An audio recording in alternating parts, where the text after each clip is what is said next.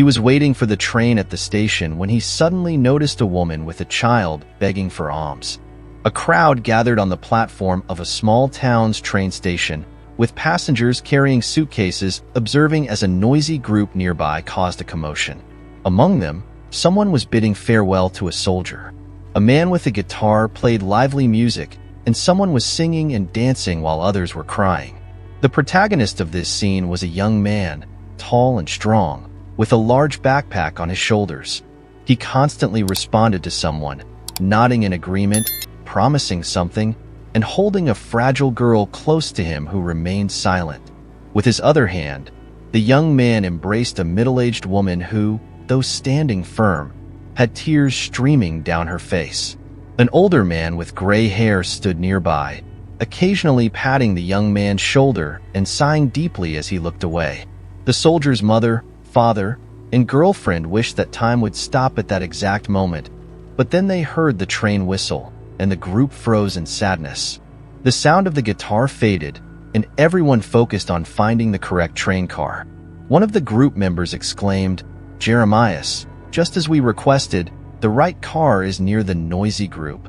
They all rushed to hug and kiss the boy. "Serve with honesty, son," said the father.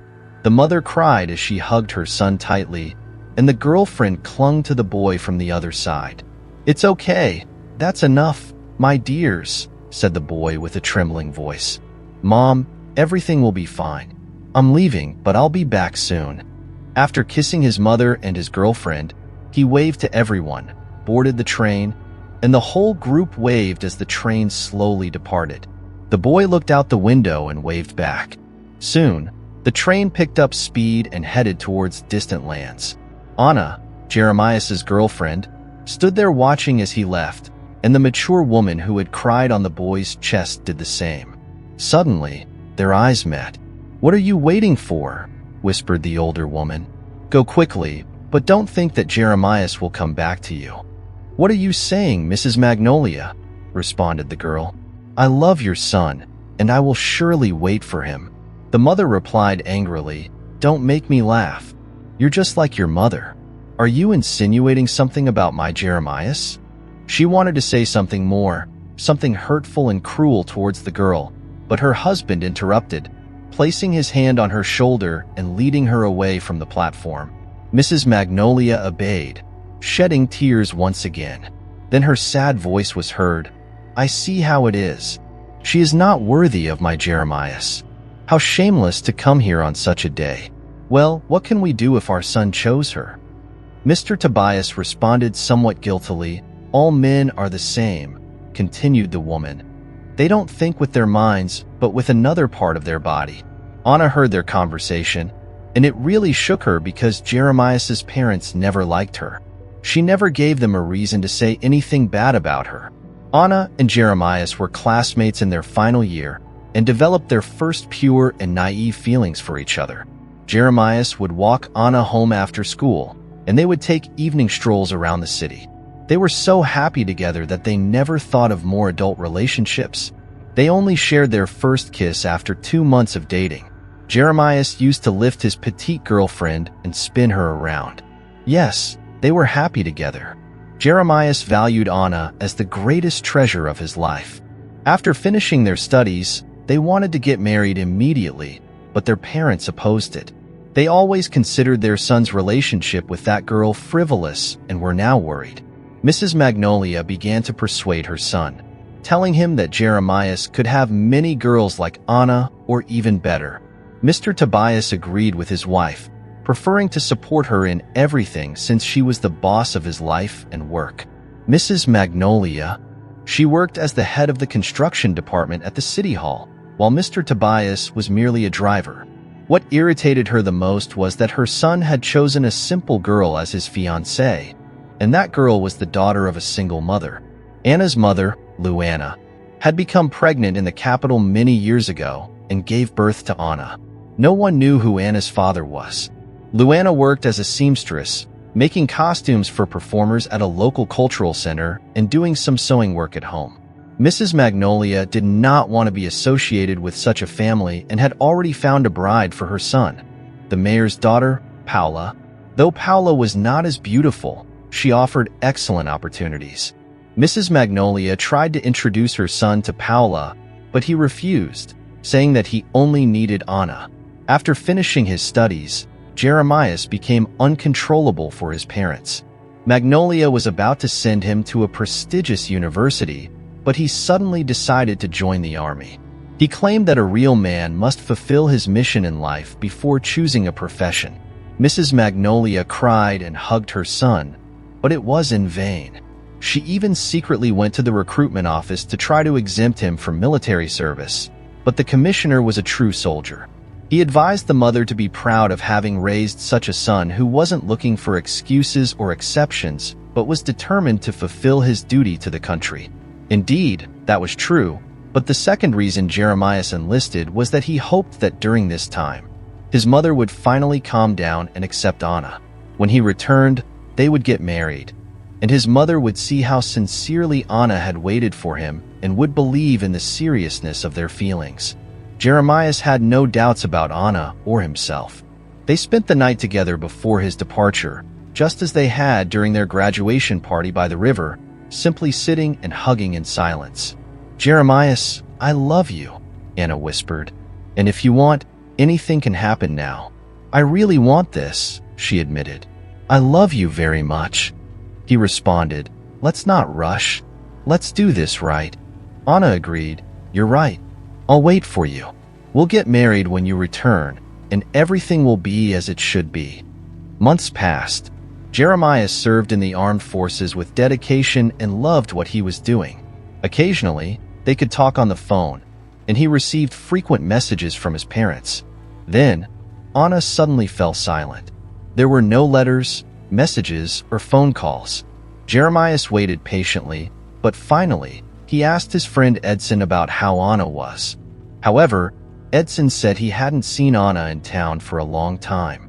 It was then that Jeremias's mother called. Reluctantly, Jeremias asked about his girlfriend. His mother then told him something terrible and unbelievable. "I don't want to make you sad, son, but I was right," Mrs. Magnolia said with a sigh. "Anna turned out to be a miserable girl. She is not waiting for you." "Mother, I don't believe you," exclaimed Jeremias. "You are accusing Anna, but she isn't like that." "Yes, she is," his mother insisted. "And she is pregnant, and nobody knows who the father is. I saw her in town, walking with her head down. What a shame. It's been 5 or 6 months. She must have been with someone shortly after saying goodbye to you." Jeremias wanted to scream at his mother, telling her she was wrong, that Anna couldn't have done that. But why was she pregnant? Nothing had happened between them. Jeremias had protected Anna until marriage, but it seemed she did not need that. After the conversation with his mother, Jeremias was never the same. He even got a fever and went to the infirmary. The doctors couldn't understand what was wrong with him. It was all due to stress and shock. A week later, Jeremias calmed down and decided to let his beloved live as she wished. He no longer wanted to hear about her. Jeremias completed the rest of his military service in a horrible state, and his military life continued immediately. At first, everything seemed calm, but then a military conflict ensued. For 4 years, Jeremias never returned home, even when he had leave available. It wasn't because he didn't miss his home and his parents. He was simply afraid of encountering Anna. He was a soldier, a paratrooper, but he feared that his heart wouldn't bear the pain of meeting a traitor and that he might do something impulsive. His parents were worried that their son had changed so drastically. Jeremias had forgotten the way back home. He was invited to return, even if just for a week, but he always had an excuse ready, claiming that his superiors wouldn't allow it. However, one day, the unit commander called Jeremias to his office. The military commissioner from the city had contacted him, reporting that Jeremias' mother had been complaining that her son hadn't taken a vacation in years. "You always take your leave, right?" the commander asked. "Yes, I do," Jeremias nodded. "But I've never gone home, not even once." "And why is that?" the commander pressed. Jeremias hesitated for a moment before admitting, "Because I don't want to." The unit chief immediately understood that the reason had to do with the girl. He advised Jeremias to return home to reassure his mother. Reluctantly, Jeremias boarded a train that would take 3 days to reach his hometown. As the train was about to arrive at the central station, where it would stop for about 30 minutes, Jeremias decided to stretch his legs and buy something to eat at the station's plaza. He approached the first stall and got in line. The crowd around him was restless, shuffling impatiently. Jeremias glanced at his watch, then back at the train, which was due to depart on time. It was then that he noticed a young woman in the distance, holding a small child by the hand. Unlike the other passengers, she seemed out of place. She was wearing old, but clean, clothes and her shoes were worn. The child, who looked to be about 3 years old, was also simply but carefully dressed. The woman held the boy's hand tightly, occasionally stopping to beg from the hurried travelers. Though Jeremias couldn't hear her words, he could tell she was asking for money. He had always been moved by the sight of beggars, knowing that something beyond their control had led them to such a desperate situation. As the woman drew closer, Jeremias suddenly recognized her. It was Anna. Their eyes met, and she recognized him too. She froze for a moment, then turned abruptly and ran in the opposite direction, clutching the child to her chest. Jeremias, though shocked, felt an urgent need to speak with her. Despite the deep hurt she had caused him in the past, he couldn't let her go without understanding what had happened. He caught up with Anna near the train carriages. She stopped and turned to face him, her expression a mixture of pain and desperation. She held the child even closer as tears streamed down her face. Seeing his mother cry, the boy began to sob as well. Jeremias, confused and unsure where to start, held Anna's hand firmly to keep her from running away again. "I'm hurt," he said softly. Anna's voice trembled as she apologized. "I'm sorry." Jeremias gathered himself, releasing her hand. "You can't just run away," he said firmly. "We need to talk, Anna. I know you didn't wait for me, and I was angry with you. I didn't want to see you again. But now that we've crossed paths, we need to talk. What happened to you? Why are you like this? What are you doing here?" Anna remained silent, nodding slightly in response. Just then, a young conductor called out to Jeremias, "Excuse me, sir, but we're departing soon. You need to board the train." Jeremias looked at Anna and the child. Despite the betrayal he felt, he couldn't bring himself to leave them. "I'm not leaving," he shouted to the conductor. "Could you please get my luggage off the train?" The conductor's eyes widened in surprise. He seemed about to say something but then nodded and rushed toward Jeremias' seat on the departing train. With a swift motion, he grabbed Jeremias' suitcase and bag, tossing them down to him as the train slowly pulled away. Jeremias turned back to Anna with a determined look, ready to face whatever conversation awaited them. But to his surprise, she had calmed down. The child had curled up in her lap and fallen asleep, no longer crying. They sat together on a bench in the station plaza, both of them silent, unsure of how to start.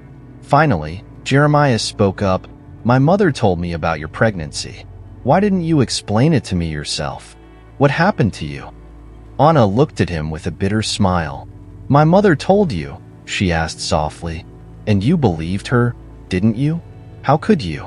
You've stopped talking, stopped communicating," Jeremias said quietly. His gaze shifted to the child, who was now peacefully asleep in his mother's arms. "It really is a child," he whispered. Anna nodded, her voice barely audible. "Yes, a child. But you don't know the whole story. I'll tell you everything, and then you can decide whether to believe me or not." 4 years ago, Anna's life was shattered. A week after saying goodbye to Jeremias, she went to a medical school to submit her application documents. They accepted her paperwork, and Anna had a promising opportunity to become a student. She was in high spirits as she left the building, but as fate would have it, she ran into Edson, Jeremias' friend. At first, she thought it was a mere coincidence, but it wasn't. Edson offered her a ride in his father's car, and Anna, not suspecting anything, accepted. During the drive, Edson offered her a cup of coffee, which he claimed to have just bought from a vending machine.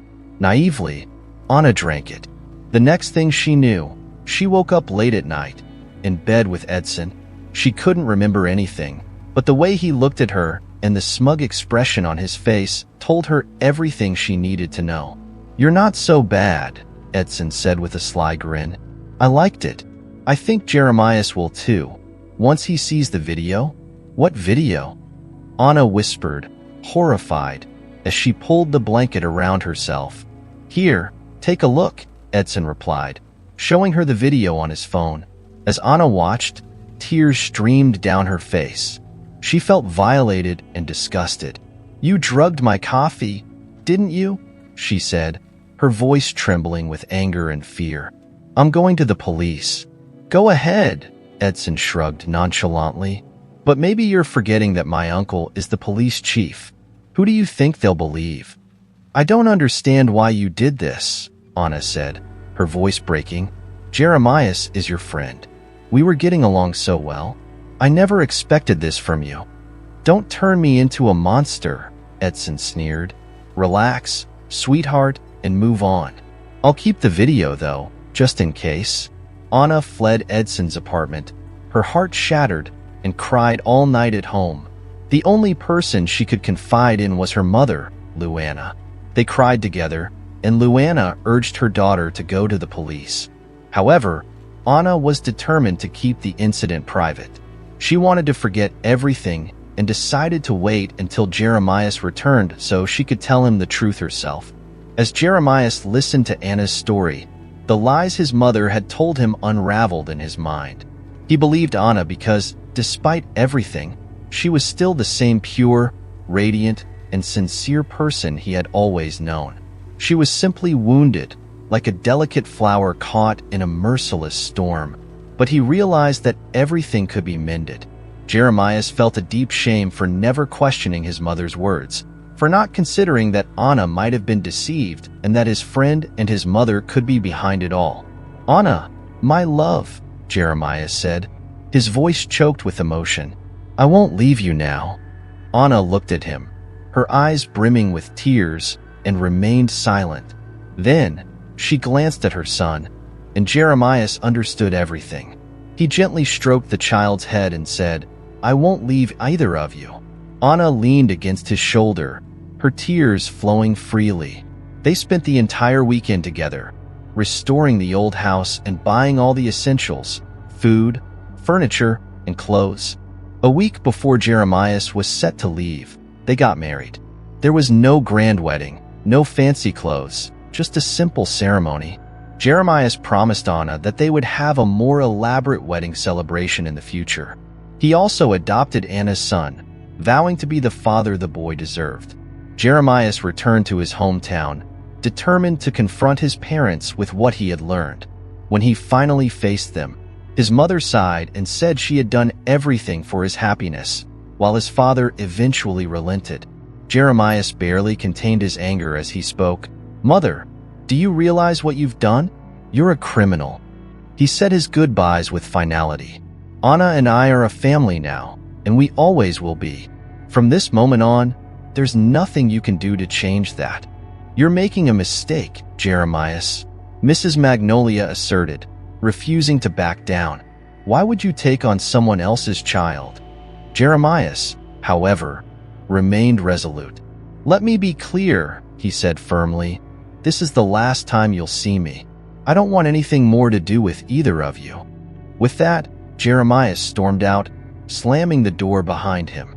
His words were spoken in anger, and perhaps in time, he would return to visit his parents. After all, even the deepest betrayals from those closest to us can sometimes be forgiven. But right now, he needed time. Time to heal, to find his bearings after everything that had happened. Later, he ran into his old friend Edson. The moment Edson realized that Jeremias knew the full truth, he begged for forgiveness. "I wanted to hit you," Jeremias admitted, his voice thick with emotion, "but I won't dirty my hands. You'll get what you deserve sooner or later by the hand of God." And with that, he turned and walked away. A year later, Anna and Jeremias moved to the military town where he was stationed. In a small, quaint chapel, the two lovers were finally married, surrounded by a few close friends who had supported them through their trials. I hope you enjoyed the story. If you did, please like, comment, and share. Thanks for watching.